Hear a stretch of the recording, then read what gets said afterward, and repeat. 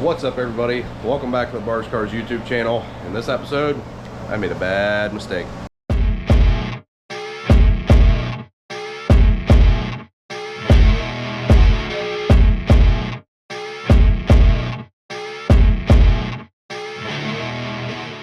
So, what mistake did I make? Well, as you can see by the title here, choosing the right oil pump for your LS is pretty important.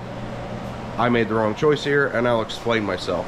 I had to go back and review some of my footage to kind of remember what I had done, because basically in between this engine actually getting built and getting put in the truck has been in the neighborhood of a year and a half or something in that area, due to just life and a bunch of stuff. So anyway, I had to go back and look. I put a M10295 pump in this engine. And basically how I got to this, why am I even talking about this, is I noticed when I was running the truck that when we were doing some pulls and stuff that I didn't have the oil pressure that I thought that I should have. As a reference, at a hot idle, you know, 210 degree coolant temperature, it is only carrying about 20 pounds of oil pressure at an idle, which is not the end of the world. I would like to see that a little bit higher, but the bigger concern to me is actually what it is doing on a wide open throttle pull. I have this thing set to shift around 6,500 RPM right now. Seems to be a happy place, and at 6,500, the old rule of thumb is 10 pounds per 1,000 RPM, so I would hope to see 65-ish pounds of oil pressure, somewhere in that neighborhood. 60 would make me probably happy enough that I wouldn't be dealing with anything here. But I am really only getting somewhere between 47 and 50 PSI at that RPM. That's not enough for me. So I went back and did some digging, and basically I found that I put a 10295 pump in this engine. Now, I will admit, 100% on me, Melling specifies this very well. I believe I ordered all this from Summit, and basically when I did the order, it just says Gen 3, Gen 4 pump, and I'm like, okay, cool.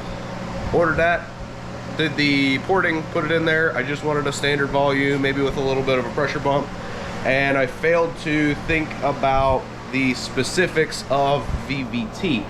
And it seems like that is really the stem of all of my issues here. Is this engine should, according to Melling, have a 10355 pump in it. Now, I believe if this was a cast iron block engine, that I might have got away with what I did. But since the aluminum block tends to grow a little more, the bearing clearances loosen up a little bit more when it comes up to temp and stuff, I believe it's a culmination of things. So in a couple hours, I have a Summit order coming in with a 10355 pump, along with a few other goodies for the truck.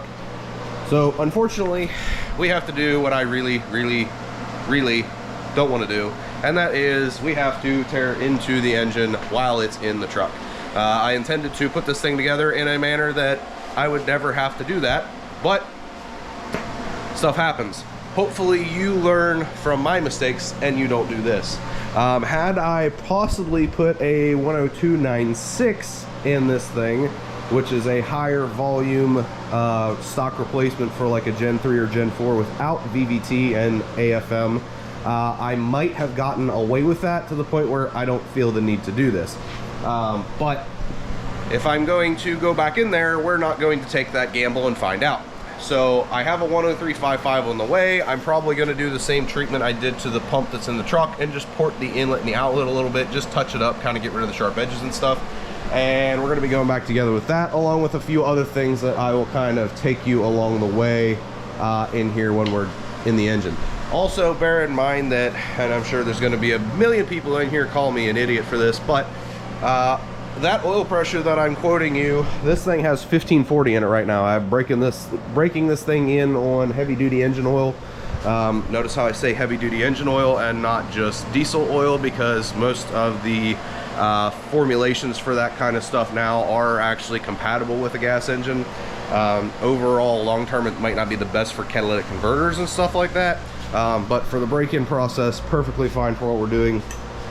We have enough miles on this thing now that I'm going to switch it back over to a regular synthetic. I would like to keep the 40 weight just because of I would like to keep that just for, I feel like it's a little bit better for, not necessarily bottom end is really what I'm concerned about, but I feel like a slightly thicker film thickness is going to be better for camshaft and lifters. They're already, you know, it's not that terrible of a problem if you do good maintenance, but they are already known to have, you know, lifter issues and stuff, more so in the AFM, but some of them still can eat rollers up and stuff. So I feel like a 40 weight oil is probably going to be a little bit better to try and keep a better film with all the extra spring pressure and the little bit faster ramp rates on the camshaft and stuff. Just trying to extend the life of everything as long as possible. So anyway, I'll quit blabbing along.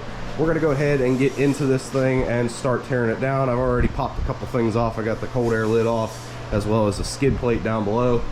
We are going to be attempting this oil pump change without dropping the oil pan. Wish me luck. Alrighty, so what we are working on here is, you can see I got the cold air intake out, and you're going to need to drain your coolant. We are pulling the radiator fans to give us some room here, so there's a couple of plugs and some clips, some bolts on the top there to take that out. Next thing is going to be getting the water pump removed. So you have to remove both radiator hoses, and there is 6 10mm bolts on the sides that you'll take out, and you will get the pump out of your way so you can get access to the timing cover. Now the next thing that I'm doing that you can see right here is I'm working on getting the AC belt off. These trucks have a stretch belt on it, and that stretch belt is going to be something you have to roll off of there, and you roll it back on. So now you get the engine spun over, roll the belt off, you work on getting the dampener. So I got the bolt pulled out of the harmonic balancer with a vibration dampener, and I'm getting a tool in there to press that off of the front of the crankshaft. So this is just like an OEM tool from like Amazon or something. So you can see we got the dampener off, and we're working on now getting into removing the front cover. So we'll move you down in so you can see a little better. And you have a plastic tray on the front of the oil pan that has some wires running through it for like the starter and stuff. Get that out of your way, and there's going to be 4 bolts up in the front of the oil pan that go up into the timing cover. They are 10mm, so you go ahead and pull those out, and then once those are removed, we're not going to be pulling the pan, but we have to pull those bolts out. We'll be pulling the front cover off and the bolts for all that. So we got ourselves into front of the engine right now. So what we are going to attempt to be doing is pulling out this bolt down here. You can kind of see it for the pickup tube. That is the worst part of this entire job, is that pickup tube bolt. Rest of it, cake. 4 bolts, bolts pump on, off she comes. Oil's nice and clean, all that kind of stuff, but that pickup tube bolt is going to be sort of the bane of our existence here. I do have, when I get the new pump, I have a sport bracket that goes on right here, and I'm going to be trying to utilize both of them. I don't want to cheat this and just put the pickup tube retainer bracket, the extra piece on, and not put that bolt back in. Getting it out's not going to be as bad, I think, as trying to put it back in, but we're going to give it a shot. It's a whole lot less work to try to sit here and fight with this bolt than to drop the pan. Because I have new gaskets on everything, this thing has like maybe 1,500 miles on all this setup right now, 1,000 miles, something like that. I don't even know exactly offhand. But because of that, I'm not going to be replacing any gaskets because they're all still brand new. I'm just going to have to re-silicone the corners on the front cover, and that's kind of going to be that. Same reuse water pump gaskets, all that kind of stuff. So anyway, hopefully we can fight this bolt out of here, which I'm waiting on a set of those little hemostat pliers, basically the like surgeon's pliers they use to sew you up and stuff, to come in, because those will help greatly with that effort. I'm going to start dismantling the pump, because I think what's going to help me gain just a little bit of room is what I've seen a lot of people do is they leave the pump bolted up and pull the bolt out. What I'm going to try to do to gain myself some extra clearance is I'm going to disassemble the pump. So I'm going to pull the front plate off, pull the gear set out, and try to unbolt the pump, and then I can try and pick the pump up a little bit, because there is some flex in this pickup tube. Hopefully, I can't remember, but I think if I get this front plate off of here and I pull the rotor set out of it, that this pump will actually pick up about 1/4 of an inch. That's my thought process anyway. We're gonna find out if that's actually correct or not when I get in here. So wish me luck. So as you can see, I got the plate and the front gear set pulled out. Now unfortunately I couldn't remember exactly what the inside of this pump looked like, so I was hoping to have a little more room to oil it around. I do have the bolts out, so it will move some, but we're not going to gain quite as much room as I had hoped. So anyway, got a little bit of a plan going back together that hopefully that's going to work. But anyway, enter these guys called hemostats. Obviously they're just little medical pliers. So what I've done so far is I have already got the bolts for the pickup cracked loose, and I'll try to find my wrench here. I took a 10 mil and I just had a cheap no name Evercraft, and in order to get this in there I did have to grind a little bit. It's a little bit thick, so I ground some of the face off. The only downfall of this is you don't have much of a roll with the teeth to get it to lock in there easily, so you do have to be pretty precise. And then I did shave the outside a little bit so it wouldn't hit the pickup too, because otherwise it was trying to get like cockeyed on there. So I did grind on it a little bit. But now enter the fun part, and I'll try and time lapse this for you, but I don't know how easily you're going to see it because I got to get my head down in there. To get in there and do this, actually the easiest thing for you to do is pull out that belly plate, or that splash plate right there, whatever you want to call it, in front of that cross member, and I can just sit under there on a creeper and take this bolt out. So we're going to do that. I'm going to try and time lapse it.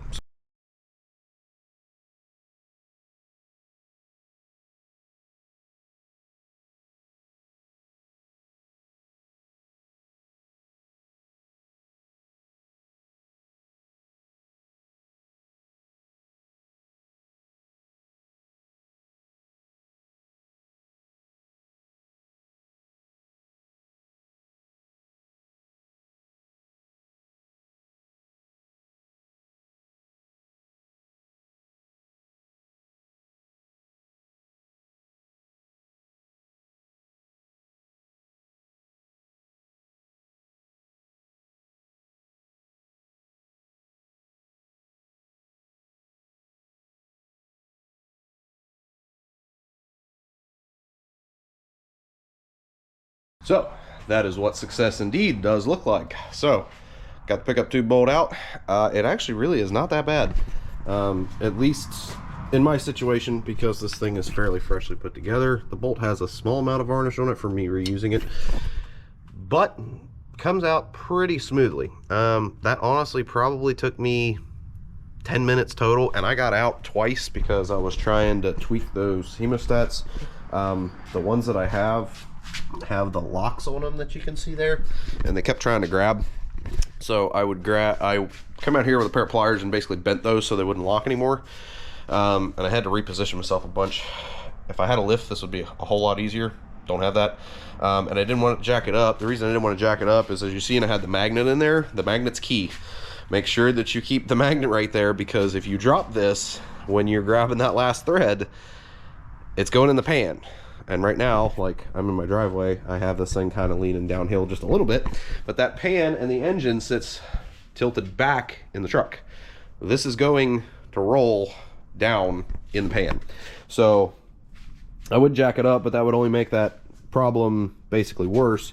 So stick the magnet in. What I did is, the one that I had was a little bit bigger than what you probably want to use. So I came in from the driver's side over here. There's a gap, much bigger gap around the pump here, and I could stick it in where it wasn't interfering with those little pliers as I'm doing this. So I managed to kind of sit it off to the side, and as soon as it came loose, I actually didn't drop it with the pliers. Luckily, I kept a hold of it.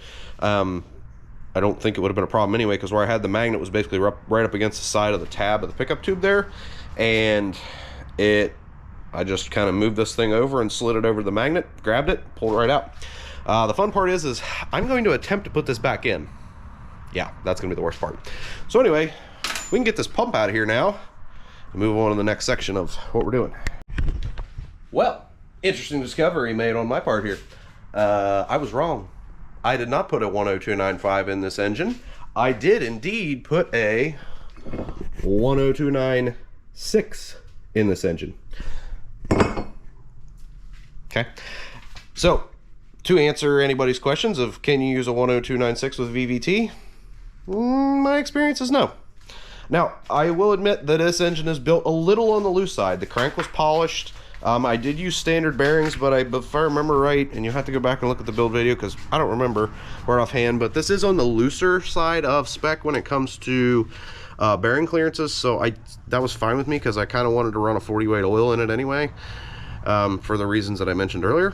But I would not recommend you try a 10296 with VVT. So I'm glad that I did not attempt to even think about doing that, and I just ordered a 10355, which is what Melling tells you to run in an aluminum VVT engine, or if you have an AFM engine. So we got a 10355 here. I am gonna split this thing apart. I was not going to, but I'm going to just because I'm here and I might as well. And I'm just gonna do a little bit of sandpaper roll touching up in here. There's a couple of edges right here and a couple of edges right there on the outlet. I'll pull this plate out, pull the rotor out, do all the stuff to it, you know. I've already done that to this one. You can see I touched up the outlet, touched up the inlet. Overall, pump looks fine. That was actually me sanding when I did this thing. It has had one or two tiny little scratches put into it, but overall, rotor set looks really good. None of those marks that you see can you actually feel. Just some little wear or some witness marks. So we're gonna go ahead and leave that over there. I am gonna touch this one up and we're gonna put it together. I'm going to leave the spring in it that Melling provides, and that is about an 8 to 10 psi jump over a stock spring. So we're gonna leave that one alone. I'm gonna pull this thing apart and obviously clean it up after I port this, but now that we got that off, we're good to go. All right, good morning, next day. Ran out of time, started rain last night. I went ahead and popped the pump apart because I did decide I wanted to do a light, porting job in here. Basically just take a sanding roll and touch some stuff up. I almost had a freak out moment though, because I was looking at this rotor, and I was looking at the old rotor, and I measured them, and they were the exact same thickness, and I'm like, these are two different part number pumps. How is this going to increase my oil flow? And then I got looking, and if you actually take a look here at the two rotors, you can actually see that the one in my hand here on the left has a deeper set of grooves in it than what the one on the right, that is out of the 10296, 10355. So while the rotors are the same thickness, here they actually have deeper grooves cut in them to move more oil. So still a improvement. I kind of had a little weird moment there trying to figure out what the heck they did. So I got this opened up. Basically all I'm gonna do is I'm just gonna take a sanding roll in here. We're just gonna touch like some of these sharp edges right here up on the inlet as well as on the outlet right there. Not trying to go crazy. We just want to smooth it up. You can kind of see I did that over here. I might not go quite to the same extremes as I did on this pump with this one, but just trying to clean the edges up a little bit. So I got the compressor fired up. It's already popped off. All right, so just did a quick cleanup on this pump. Kind of see I just smoothed the edges up over here a little bit, and on the inlet down there, try to give it a smoother transition. I did get a little nick right there, but it should be fine. Didn't go all the way across, just kind of rolled the edge. So anyway, pump's all cleaned up. I already had the relief out, or the regulator out. Cleaned everything, flushed it all out, got all those sanding materials and stuff out of there. Just trying to make the oil flow a little bit smoother here. Now that the pump is done, engine's ready to go back together, I'm going to show you how I'm going to attempt to get this pickup tube bolt back in. And that's going to be the worst part of this entire job. Getting it out, I actually didn't feel was that difficult. But obviously getting it back in, we're fighting gravity, and we are trying to get it to catch some threads. So what I have set up here is I have two. Now each of these is a double strand wire. Actually one of them blew off. I have two of these double strands of wire. The other one's got to be down here somewhere. I'm gonna find that anyway. And I'm going to fish the bolt up in, and we're gonna wrap the wire around the threads to hold it in place, so that once I get the pump in there, the bolt won't fall out, and I can hopefully grab it with these hemostats and sit there and spin it and get it to catch and go up in the pump. Sounds good on paper, right? So currently got it fished back in there with the pliers, and I got a magnet holding it right now. So what we're gonna have to do is I'm gonna have to hold it up in place, and I'm gonna have to get some wire wrapped around it so that we don't drop the bolt in the pan while I'm trying to get the pump in there. Now I'm not trying to get the bolt to stay way up in there. I want it to be just a few threads, because remember, I have to kind of set the pump down into that when we put this all together. It's gonna be a fine dance, is what I'm gonna say. All right, well, I don't know if you can see this magnificent piece of machinery that I've got rigged up here. What I got going on is I took a hose clamp, straightened it out, and vice gripped it to the oil pan. What that's doing is that's giving me a little plate underneath there that's holding the bolt into place, because I can't get in this area. There's no getting me and two arms up in there. My shoulders are way too wide for this, doesn't work. Anyway, so clamp that in there, holds the bolt in place. Now I have 4 different strands of wire, two pairs of 2 curled together, wrapped around these threads, and I'm going to attempt at first to leave this in here to make sure that this bolt doesn't fall out. I really only need like half a turn's worth of threads in here to get started in this pump body, and then we're good. I can run it in the rest of the way. But it's just getting that first little bit started. So this is my setup. We're gonna find out if it works. All right, so I'm gonna try and get you in here where you can see this as good as possible.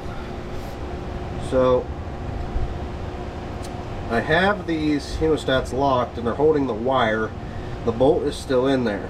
I need to get this pickup tube pushed up into place a little bit more, and then I can try and grab it and start threading it into place, because I got to get this aligned a little bit better before it starts taking any threads in. So I got the pump slipped in there. Wires have held so far. Bolt has not fallen out.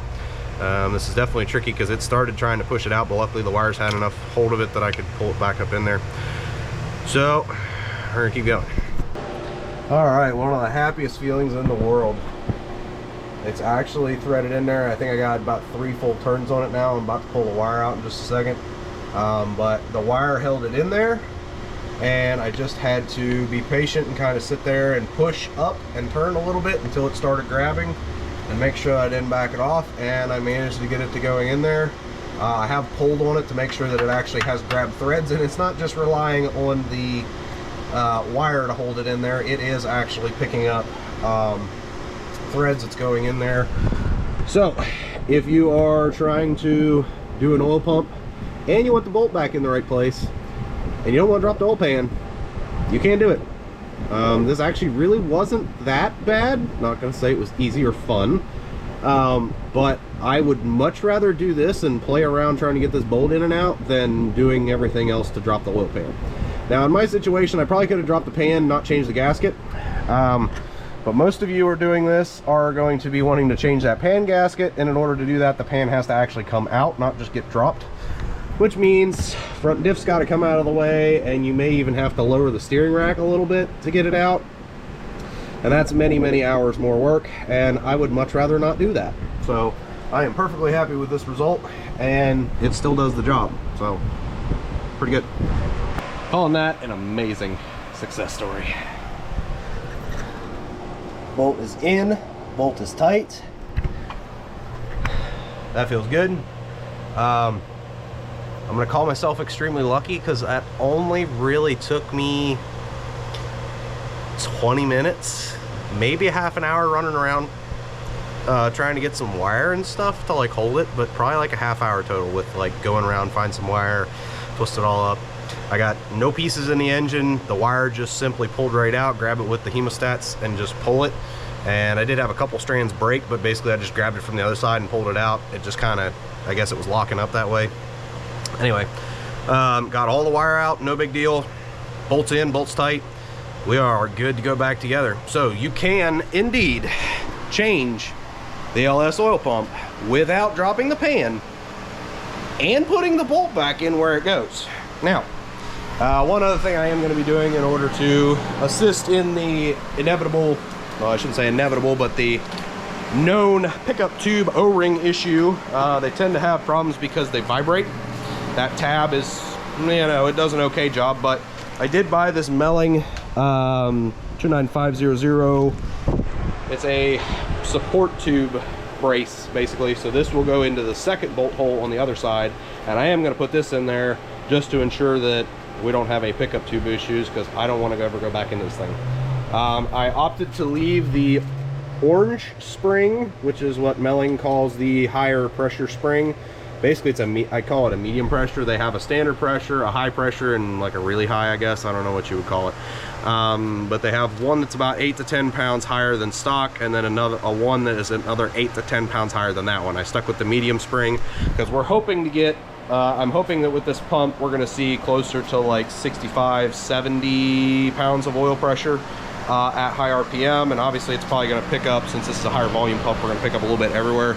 So really a good 10, 15 pounds across the board, hopefully 15-ish is what we're gonna land at, and that's gonna make me feel a little bit better about this thing's longevity. So I'm gonna go ahead, pop this thing in there, and then we're gonna get the rest of the pump bolted up and done so we can move on with the engine reassembly. Pickup tube and the brace all in.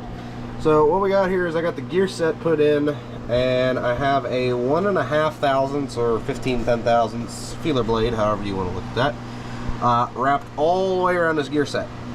So I'm trying to make sure that the pump is centered on the block and on the crank so that we don't have any issues. I want to make sure that that gear doesn't wind up rubbing or having to contact the housing in any way that could cause wear or generate metals, pump failure, stuff like that.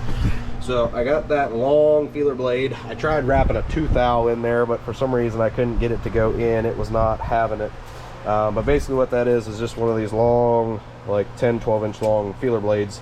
And I just have it out of the holder and just wrap it around the gear and slip it in the gap. So now that the pump is centered, I can torque that down. We're gonna prime the pump. So when it comes to priming this, right before I put the front cover on, I am going to basically fill up the gear set really quick, and this is gonna make a huge mess. But in order to try and get this to prime quickly, you can use grease, or you can just use some oil. What I'm gonna use is sort of a halfway in between that I like to use as an assembly. This is not Lucas Hub oil, FYI, okay? But what is in here is 1540 and a little bit of about half Lucas Oil Stabilizer or STP or something. The reason I'm using that is it's sticky, and you have to get something that is a little bit thicker lube on these pump gears when you have this pump dry. So I'm gonna put a couple squeezes of that in there because you have to prime this pump.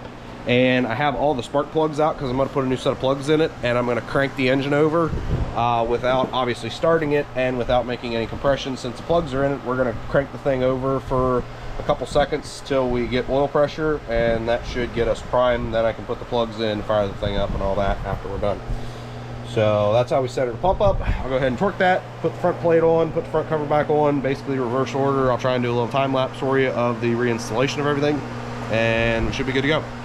So when you go to reinstall your vibration dampener, one of the things you want to do is try to pull it onto the crankshaft, not with a dampener bolt. You can damage the threads in the bolt as well as the end of the crankshaft, so you want to draw it up on there. This is a Amazon install tool, like $15, very cheap. And then you can go ahead and install your dampener bolt and torque everything down properly.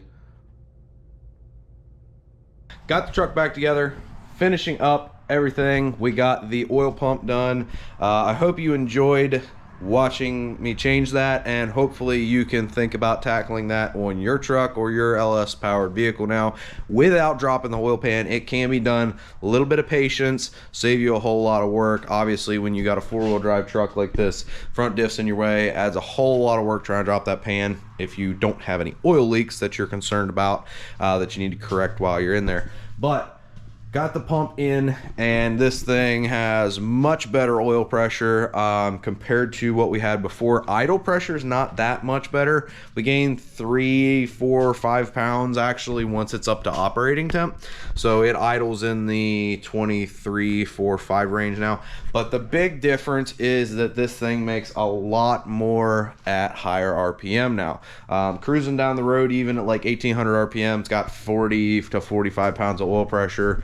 But at wide open now, we are at 55 to 60, which makes me feel a whole lot better. I'm good with those numbers at, 6,000 plus RPM, whereas I was not overly happy with the upper 40s that we were in.